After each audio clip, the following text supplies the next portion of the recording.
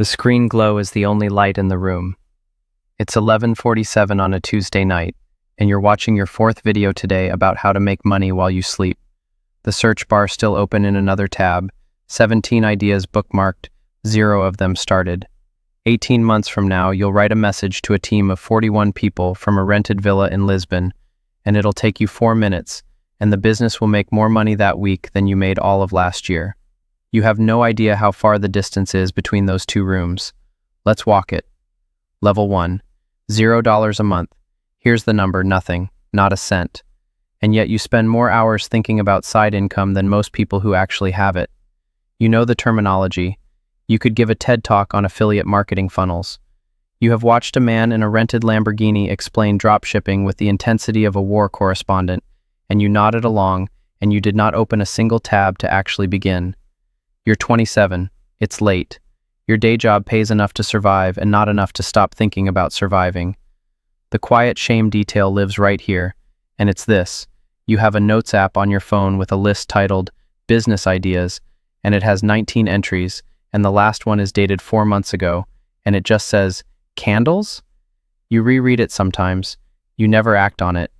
Reading the list feels like progress. It is not progress. It's the exact opposite. It's the methadone of ambition, a dose of the feeling without the work. The silent arithmetic at this level isn't about money you have, it's about money you imagine. You do the math on what an extra $1,000 a month would fix. The car, the credit card, the low, constant hum of not enough that follows you into every store, where you already know the total before the cashier does. You've moved $200 into savings and moved it back out 3 days later, and you've done this enough times that the transfer feels less like saving and more like a ritual you perform to feel briefly responsible. Here's what I need you to hear, and I need you to hear it without pity. You are not lazy. You tell yourself you're lazy. You're not. You're afraid.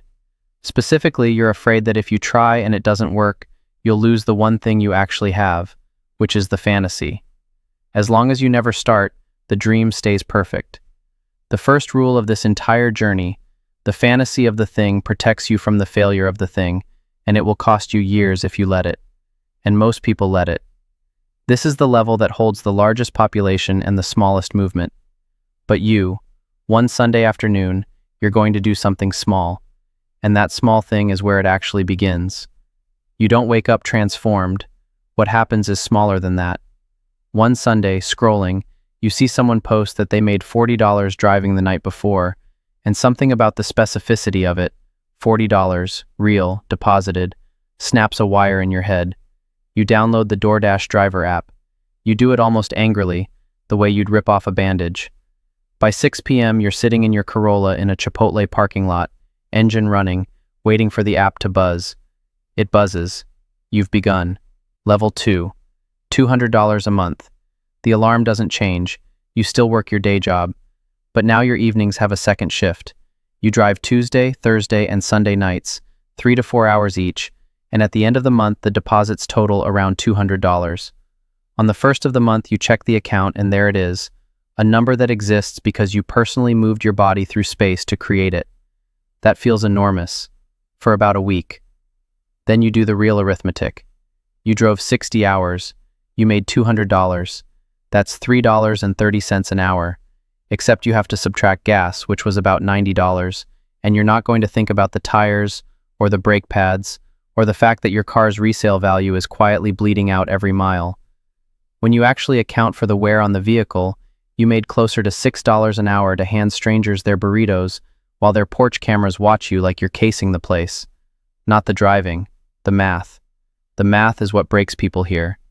But here's the hidden truth of level 2, the thing nobody says.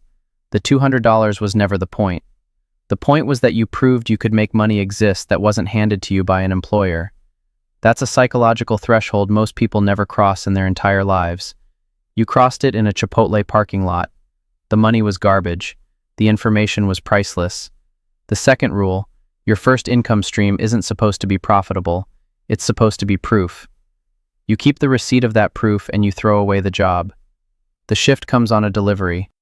You're waiting on an order, and you open your phone and you see in your camera roll the logo you designed for your cousin's landscaping company last year. the one you made for free in an afternoon because it was fun. And you think, someone would have paid for that. Not a lot, but someone. You go home and you make a Fiverr account at 1 a.m. and you post 3 logo packages before you can talk yourself out of it. You price the cheapest at $20 because you're terrified anything higher is arrogant. Level 3, $500 a month.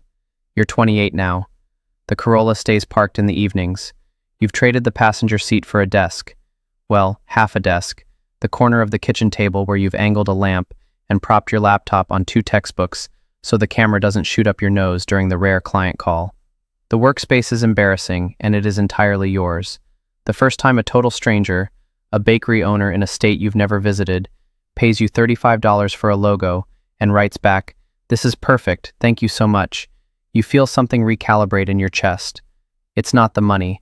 It's that your taste, your eye, the thing that was just you, converted into currency.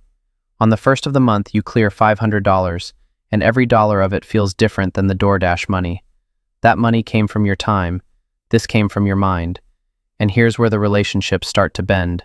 You mention to your friends casually at a bar that you're doing design work on the side, and your closest friend, the one you've known since you were 19, laughs and says, "Cute, like a little hobby?" And you laugh too, because it's easier, but something files itself away in the back of your mind. You realize that the people who've known you longest have the hardest time letting you become someone new, not out of malice, out of habit. To them, you're a fixed point. Growth, in a friend, quietly indicts everyone who stayed still. The third rule: the people around you calibrated to who you were, and they will feel your growth as a subtraction from themselves. Say less. Build more. This is the level where most people stall for years. $500 a month is comfortable enough to be a nice supplement and small enough to never threaten anything. It's a plateau disguised as an achievement. The ones who climb out do one specific thing, and it's not working harder. What they do, what you do, is raise your price. It happens by accident. You're so booked one week that out of pure exhaustion, you double your logo package to $70, hoping to slow the orders down. They don't slow down, they speed up. And you sit at the kitchen table and stare at the screen and understand, for the first time in your life, that the number was never real. You'd been charging based on your fear, not your value. You raise everything, then you raise it again. Level 4, $1,000 a month. You're still 28, but the year has aged you in a way that has nothing to do with your face. The side hustle now eats 15 hours a week. You're tired in a bone-deep way. You wake up at 5:40 a.m. to do 2 hours of client work before your day job, and you do another 2 after dinner, and your weekends have quietly stopped being weekends. But on the first of the month, the account shows $1,000, and $1,000 is your car payment and your phone bill and your streaming, and still something left over. For the first time, the extra money isn't decorative, it's structural. It holds part of your life up. The psychology shifts here in a way you didn't expect. You stop dreaming about the money and start resenting the day job.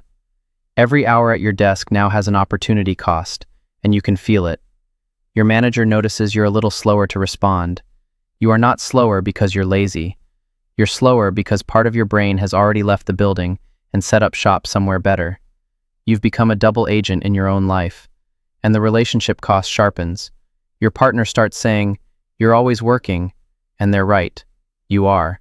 You miss a dinner. You bring your laptop to a wedding. You feel the low friction of building a future with someone who signed up for the version of you that had free evenings. You tell yourself it's temporary. Everyone at this level tells themselves it's temporary. The exhaustion is real, and this is the level that breaks the most people. Not because it's hard, but because it's sustainable enough to endure and painful enough to hate. You can live here for a decade. Some people do.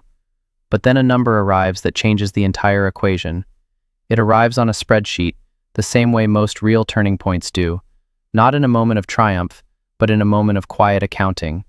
It's a Sunday evening in October. You open a blank sheet and you total the last 3 months of side income, and you realize it's been climbing while you weren't looking. You annualize it, you put it next to your salary, and the side number is now half of the day job number. You stare at it for 11 minutes. Something shifts, not excitement, recognition. You've been building a second income the size of half a career in the cracks of your exhaustion. And a new question opens like a door. What if this was the whole thing? Level 5, $3,000 a month. You're 29, you've hired out, you subcontract the logo work you used to do yourself, and you've moved up the chain into brand identity systems. Bigger projects, fewer clients, $4,000 a pop. The kitchen table is gone. You rent a tiny office, $300 a month, one window, a real chair. On the first of the month, $3,000 lands, and for the first time you understand it's not a side hustle anymore. It's a business wearing a side hustle's clothes. This is the sweet spot nobody warns you about, because it's the most dangerous place on the entire climb. $3,000 a month plus your salary is the best your life has ever felt financially. You could stay here forever and be, by any honest measure, fine. The math on quitting is terrifying. You'd trade a guaranteed paycheck plus a bonus for a number that has no floor. Every night in the shower you run the same loop. What if I went full-time? What if it dries up? What if I'm about to make the best decision of my life, or the one I regret until I die? The identity mirror moment lands here, hard. You realize you've stopped thinking about money as safety and started thinking about it as information. The 3,000 isn't a cushion, it's a signal, a flare telling you what's possible if you stop splitting yourself in two. You're not a person with a job and a hobby anymore. You're a person standing at a threshold, pretending the threshold isn't there, and the relationships reorganize around your ambition. Some friends drift, quietly, because you cancel more than you show up, but one or two get closer, usually the ones building something themselves. You start to notice that your social circle isn't shrinking randomly, it's sorting. The fourth rule, money doesn't change your friends, it reveals them, and the sorting is the price of the climb, paid in people. The next level doesn't open with effort, it opens with a resignation letter. You write it on a Wednesday, your hands are not steady, you've saved 6 months of expenses, you've told yourself the numbers 100 times, and none of the preparation touches the pure animal fear of walking into your manager's office and unhooking yourself from the only kind of income you've ever fully trusted. You quit. You walk to your car. You sit in it in the parking garage, a different parking lot, years from the Chipotle one, and you feel two things at exactly the same volume: freedom and terror, indistinguishable, like they were always the same chemical. Level 6, $10,000 a month. You're 30. The alarm is yours now. You set it for 7, and some mornings you actually keep it there, though most mornings you're up at 6 anyway, because the fear doesn't take days off. The workspace is a proper office you rent alone, 2 rooms, your name on a lease that assumes you'll exist next year. On the first of the month, $10,000 comes in, 3-4 times your old salary, and you should feel like you won. You don't exactly. You feel exposed. There's no direct deposit fairy anymore. If you don't generate it, it doesn't exist. Every month resets to 0, and you build it again from nothing. Here's the hidden truth of $10,000 a month that shocks the people who get here. The freedom is worse before it's better. With no boss, no schedule, no external structure, you discover that the discipline you thought was yours was actually the buildings, the managers, the commutes. Stripped of all of it, some days you work 14 hours, and some days you can't start until 3 p.m. and hate yourself for it. The prison was also a scaffold. You have to rebuild the scaffold from the inside, out of nothing but your own will, and no one teaches you how. The relationship shift here is strange and specific. People start to see you as lucky. Must be nice, they say, and they mean it kindly, and it lands like a slap, because they didn't see the 60-hour Chipotle month or the weddings you ruined with your laptop. The word lucky quietly erases every hard thing you did. You learn to just smile and say, yeah, I got lucky, because the alternative, explaining, costs energy, and you're starting to understand that energy is the only budget that actually matters now. But you're still doing everything yourself, and that ceiling is closer than you think. You hit it on a Thursday when you turn down a $40,000 project because you physically cannot fit it into the hours a human being has. You do the math you've been avoiding. You are the bottleneck. Every dollar routes through your 2 hands. And you understand that to grow, you have to do the terrifying thing. Stop being the person who does the work and become the person who owns the work. You post a job listing, you hire your first full-time employee, a designer named Maya, and the first time you make payroll, the first time your account funds someone else's rent, you feel the ground move under the entire enterprise.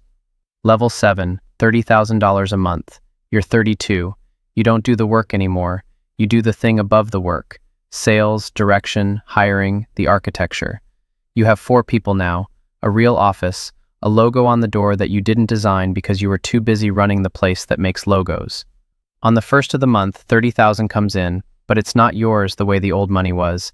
It flows in and immediately splits into payroll and software and rent and taxes, and what's left is still more than you ever imagined, but it's no longer a number you feel, it's a number you manage. Something profound has happened, and it takes you months to name it. You stopped building income and started building a machine that builds income.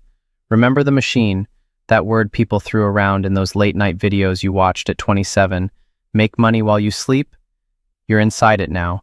You are the machine's operator, and the machine has a mouth, and it eats your attention, all of it, forever. The psychology at this level is dominated by a single new weight, responsibility. It's not your survival anymore. Maya has a kid. Your account manager just bought a house on the assumption that you'll keep the lights on. You lie awake not over your own rent, but over the certainty that 4 families are downstream of your decisions. The 5th rule: freedom and responsibility are the same substance, and the more you accumulate, the less you can tell which one you're holding. The relationship cost reaches its sharpest edge here. You can no longer talk about your actual life with almost anyone you know. Say the number out loud and it changes the room. People recalculate you in real time, decide what you owe them, resent you, or perform for you. So you stop mentioning it entirely. You become fluent in a smaller, safer version of your own life. You are not a different person. You're a person whose context has become untranslatable. And then the machine does the thing you always wanted it to do. It starts running without you. The transition to the top isn't a triumph, it's a subtraction.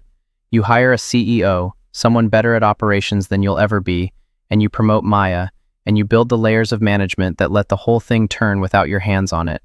It takes 2 years. The specific moment it becomes real, you're on a beach in Portugal, and you realize you haven't opened the company dashboard in 9 days. And when you finally do, the numbers went up while you were gone. You should feel triumphant. Instead, you feel a cold, quiet vertigo, because the thing you built to free yourself no longer needs you at all. Level 8, $100,000 a month. You're 35. You wake up whenever you want, which turns out to be a specific kind of hell. The alarm was never the enemy. The alarm was a reason. The workspace is anywhere. A laptop in a rented villa in Lisbon. That 4-minute message to 41 people that redirects more money in a week than you once made in a year. On the first of the month, $100,000 moves through the business, and you barely register it. The number stopped being emotional somewhere around level 6. Now it's just weather. Here's the cost of arrival, and it's the truth this entire video has been walking toward. You wanted the machine so you could stop grinding.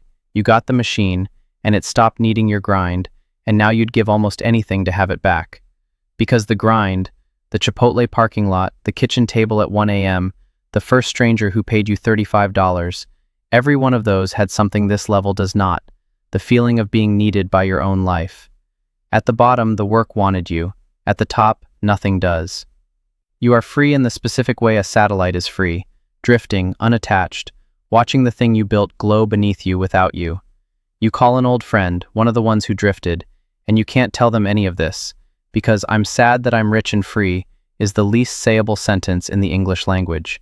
So you say things are good. You hang up.